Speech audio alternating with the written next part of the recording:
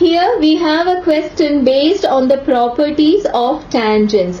We have two parallel tangents L and M which meet the circle at the points A and B. That is the point of contact. Now you have a third line DE. It acts as a transversal, if you can see. There is a third line which also touches the circle at the point C. Now what you have to prove is that this angle DOE is 90 degrees.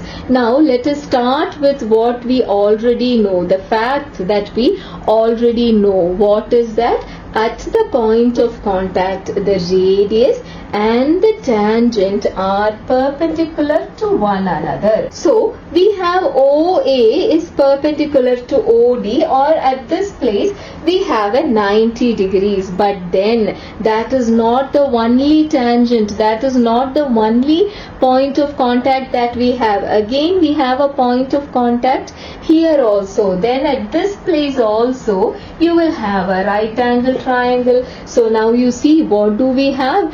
Two right angle triangles. What else can we get? We have a common side here and we have a radius. OC is a radius, OA is a radius. You have a common side and you have a right angle. So now these two are not just similar. Good news is that they are actually congruent.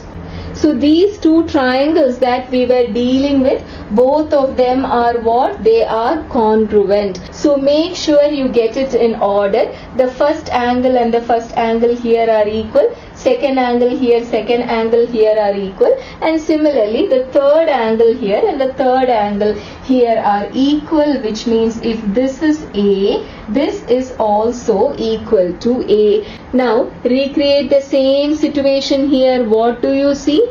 Again a point of contact between a radius and a tangent, which means you have a right angle here. Again OCE is again a right angle because this is a point of contact between the radius and the tangent. So what do you have again? Two right triangles. And are they congruent? Again they are congruent. And please remember, whenever you write your congruency, remember what criterion you are using. In both the cases we are using the RHS criteria. So again you have what? A common side, which is actually the hypotenuse. What does RHS mean? It is a right angle, a hypotenuse and one of the sides. So the hypotenuse part is very important. What is hypotenuse? It is the common side that we have here, and we have two radii, which is what? OB and OC. So both of these triangles are what? They are congruent.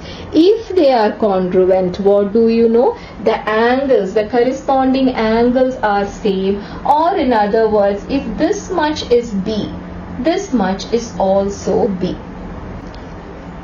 So what did we find out? OD splits the angle D into two equal parts.